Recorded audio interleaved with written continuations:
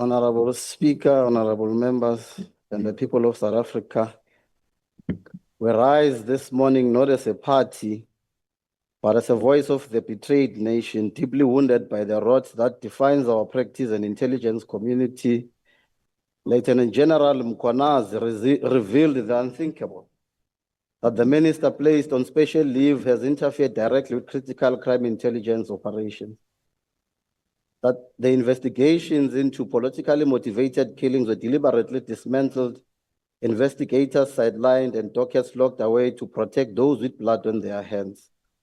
What is more alarming is it is alleged that drug cartels and organized crime syndicates have infiltrated SAP's crime intelligence and the judiciary.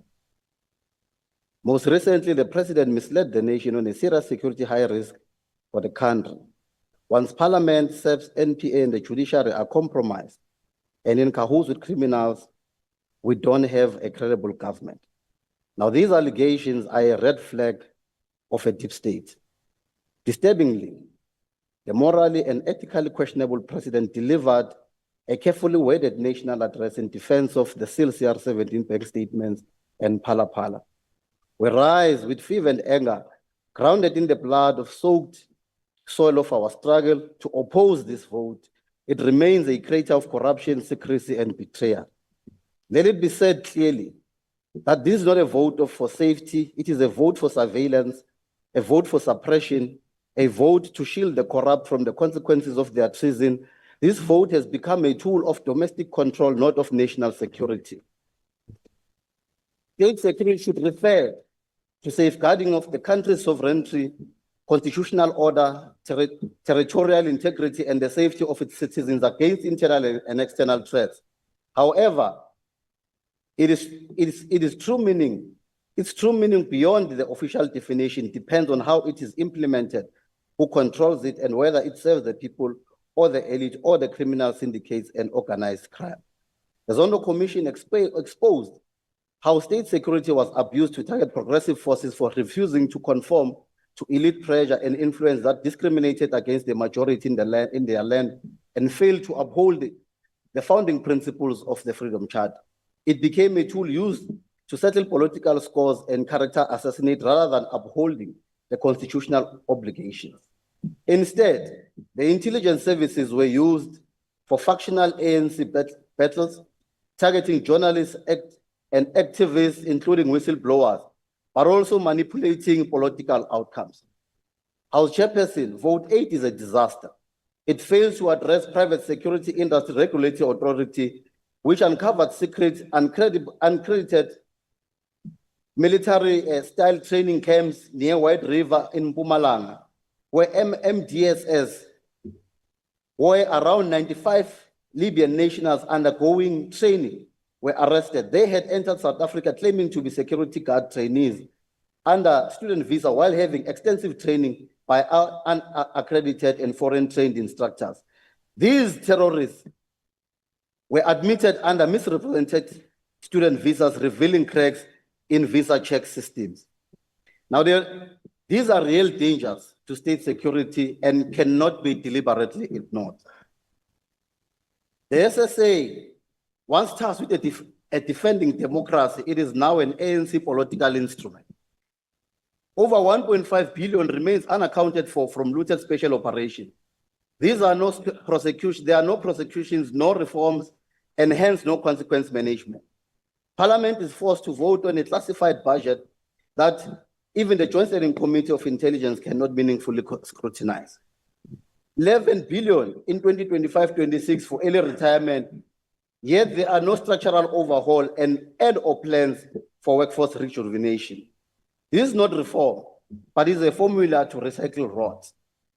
The defense intelligence has become a marginalized in strategic planning, especially in cross-border threats and regional instability. The collapse of intelligence coordination in peacekeeping operations like in the DRC has exposed South African soldiers to danger with no threat detection capability. With several cases of theft, sabotage, and security breaches in military bases have occurred, including the theft of weapons, where defense intelligence was unable to detect these activities.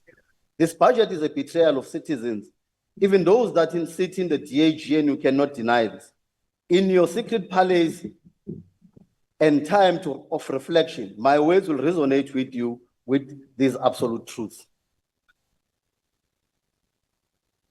The true meaning of state security lies not in how it's defined on paper, but in how it is practiced. It should never become a tool for authoritarian control or elite protection, but a service that empowers a safe, just, and inclusive society. Compatriots, the state security serves the people.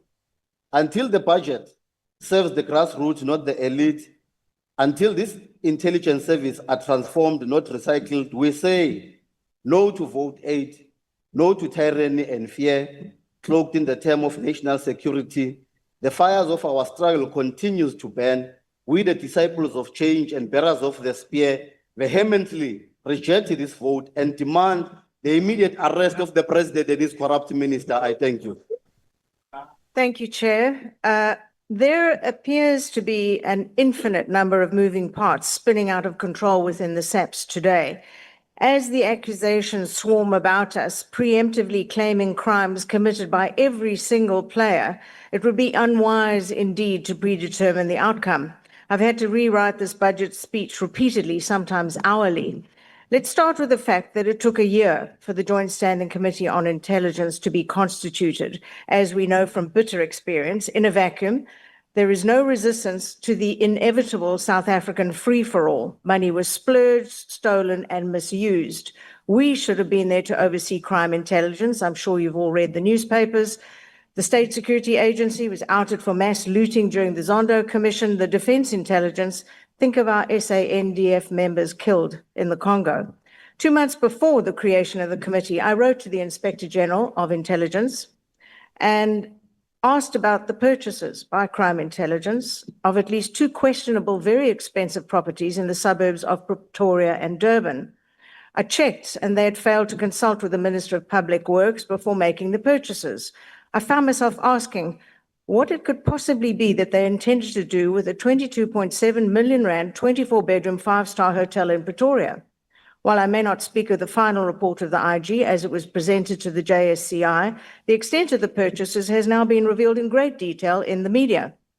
The picture is far, far darker than I first imagined. And as we've already seen, and as with every such episode I've watched over the years, we are hearing claims and counterclaims while the Twitterati shoot to kill reputations through kangaroo courts without a shred of evidence. 3 weeks ago, there were 7 crime intelligence arrests, in fact, the whole top structure, not in relation to the building purchases yet, but in relation to the hiring of a lady from BMW. One of those arrested had actually been arrested a week prior in connection with a saga that somehow involved a hooker, a gun, a laptop, and a cell phone. Then on Sunday, the president announced not the suspension of Lieutenant General Makonazi, who had the world thinking we had a coup on our hands, or the firing of the minister, facing claims that he had colluded with a criminal syndicate and interfered in various high-level investigations, but the formation of yet another judicial commission. The minister is, however, to sit at home on full pay, watching his 2027 presidential ambitions circle the drain. A quick reminder of the billion rand arrest-free Zondo Commission. We know that after the Zuma incarceration for contempt of court came the riots, lootings, and murders. We gave up asking where the intelligence services had been during that time and why they hadn't put the fire out before it became a 21 billion rand conflagration. The 7 CI arrests were, I'm convinced, just the tip of a very large iceberg looking to sink careers indiscriminately. Sprinkled throughout these budget debates have been references to possible criminal activities by various ministers, something the president should have, in my opinion, dealt with on Sunday evening. So while crime intelligence is imploding, the State Security Agency opened the window for expertise to fly out, and fly it did. Back in November last year, many insiders came to me and to others with claims that the minister told a gathering of senior SSA officials that anyone over 50 must take early retirement, take a package or be fired, basically. So they went, and now the SSA is surely scrambling to replace the massive loss of intelligence expertise. Now, juniorization is the catchphrase of the day. Give the youngsters a chance, but this in the full knowledge that decades of experience cannot be rushed and the lack thereof could endanger lives. There was, of course, no JSCI to dig out the truth of the situation. Ultimately, a pivotal issue such as this should have been required to have at least the backing of the JSCI and operational committee. Allegations are also swirling around the same Minister Ntshavheni with reference to her time as municipal manager of the Phalaborwa local municipality in Limpopo. This started as a small investigation, but morphed into a massive 80 million rand corruption probe and now sits with the NPA. Now, is this, in the end, all about the wrecking of various presidential ambitions? If so, who's behind it? Another presidential hopeful? Of course, there are loud denials flying around about the so-called Operation Sibonkolo, which was alleged to have been formed by the SSA officials aimed at undermining various political ambitions. With our minister, so the claims go, allegedly behind it. Deny, deny, deny. This isn't my first rodeo, and it wouldn't be the first or even the second time the SSA was used for a particular political agenda. The high-level review panel report determined that the SSA was open to abuse to achieve the political ends of individuals within the ANC.